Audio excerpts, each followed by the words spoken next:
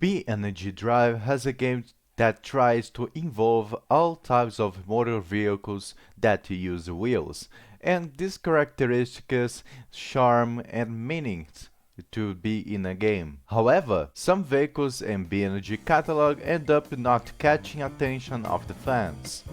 They even prove to be kinda useless. Before discuss this topic of vehicles in this video, I would like to mention I based my opinion on first myself because clearly I like BNG for a long time ago. The first time I see BNG Drive is 2014, so it's a long time. I saw all the development of this game, I saw all this community growing, and also I don't want to criticize the developers of this game because I know how hard it is to make this game work and how the BNG developers put a effort in each single card they make for this game. After I explain that, let's go to the video.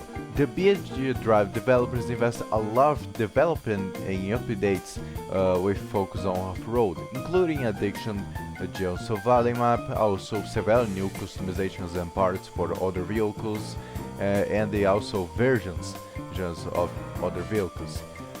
Even a partnership with a real-life league and BNG Drive will bring also more versions of vehicles that already exist in the game. Well, and that's how I got the context for this video. During a long time, the developers of BNG used this focus on off-roads, and the community got extremely saturated of the time updates with off-road context, and nobody really wanted any more off-road content on this game, so the people will start to get a little saturated. These updates bring us a lot of new vehicles. The Autobello Stambenko, who's actually kind of fun, and well, I saw a lot of people using the Stambenko on BMP. I don't know if that's count, but yeah, I think it's some they receive more acceptance by the public that the other vehicles I gonna tell on this video and show and etc. These vehicles are the FPU Wydra, the Hirochi Aurata, the SP Dunekicker, and the SP Rockbasher. I'm gonna do a small analysis of which one starting on the easy ones for me, the SP Dunekicker and the Rockbasher. Starting with these two vehicles, both have 3 versions, totaling 6, which is a small number for this game. Both have few customization options, and they also have vehicles that they're already being added in the game, including on these off-road updates that could literally replace each version of them. Starting with the Dunekicker, all the versions could be replaced by pre-roading version of the Gravel D series. In a way, make the need for another high-performance off-road truck to be used on country principally useless. To reinforce this argument, the Gravel has a multitude of versions and customizations more than the Dunekicker. The versions are the TT2 spec, the weaker version dedicated to cross country, the ST2 Stadium dedicated to stadium performances, you can tell by the name, and the TT1 Unlimited, which is most powerful and also dedicated to cross country. Now speaking of the Rockbasher, it was 3 versions, the Rock Crawler, the Rock Bouncer and the Rock Racer. The Rock Crawler and Rock Bouncer can be replaced with several versions of the Gravel D series, and even some of the Ibishu Hopper, and some versions of the Ibishu Hopper even sharing the same name, while the Rock Racer version manages to be even more useless, with several options of the Autobello Piccolina which are very similar. And this is ending the topic of these 2 cars. Another car they added to the set of updates is the Hirochi Aurata. That's the more exact, it's a UTV. I won't give myself too much talk about what UTV is. Even me as Brazilian, I don't know, because here we don't have too much market for these vehicles. Just so you know, it's an all-terrain vehicle.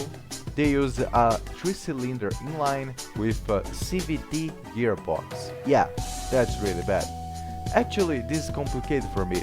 I personally even like it, but with a variety of off-road options in the game, ends to being overshadowed to more popular options of rally cars, especially because the transmission is horrible. It's a bit complicated to say, but this car has no seasoning of asphalt or dirt. In both these cases, I don't feel much of challenging drive it. Perhaps it's because the CVT transmission limits the speed of the car. These don't add too much excitement and challenging to driving this car. This car would be perfect if you're looking to improve your rally skills at the game. After all, it's very stable. But after you start to testing other cars, other rally cars or off-road cars, you might be forget about it soon. Poor Aurata. And the last vehicle I'm gonna talking about on this video is the FPU Wydra. It's an all-terrain vehicle better known as ATV. I don't have much to say about it. In fact, it's a curious but truly terrible addiction in the game. Curious because it's amphibious, horrible because it has terrible handling, and the handling itself is not exciting. Not even with this engine turned to maximum, it was fast. And testing on the Utah map, on the giant river we have on the map, he even could run against the river current. That is, even in amphibious capabilities, he fails a lot. With that explained, let's condense all the information I give to you guys right now. All the vehicles presented here are based on real-life vehicles who have their own niches.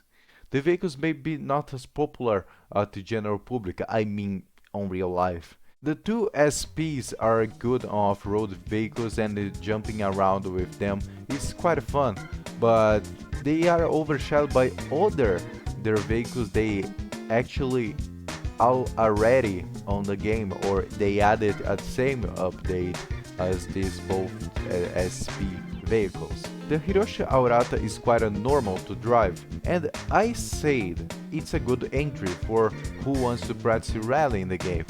Apart from that, it's much weaker than the rally versions in the game, and they also don't have too much personalization, etc. And that's a thing who actually kill all of these cars.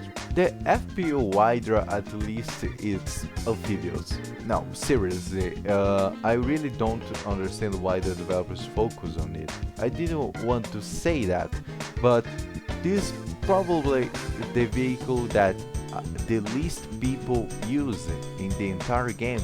He don't handle well, and she's not fast, and even his amphibious capabilities is not achieved so much on the game. Anyway, I'm gonna stop to talk about this car because if I don't stop, I'm not gonna finish this video. I just want to remember through this video I use the artifice of my opinion and research. So don't be upset if I spoken badly about your favorite virtual car. It's just my opinion about the cars in the game. Well guys, thanks for watching this video, have a good day, and thanks for watching so far. Remember to leave a like, and if you like this content, this video, and my poor English, subscribe on this channel. And also I stream almost all weeks sim racing lives on NASCAR season 2003. So if you want to watch my streams, I don't know, I'll be glad. So yeah, that's it. Goodbye. Have a good day.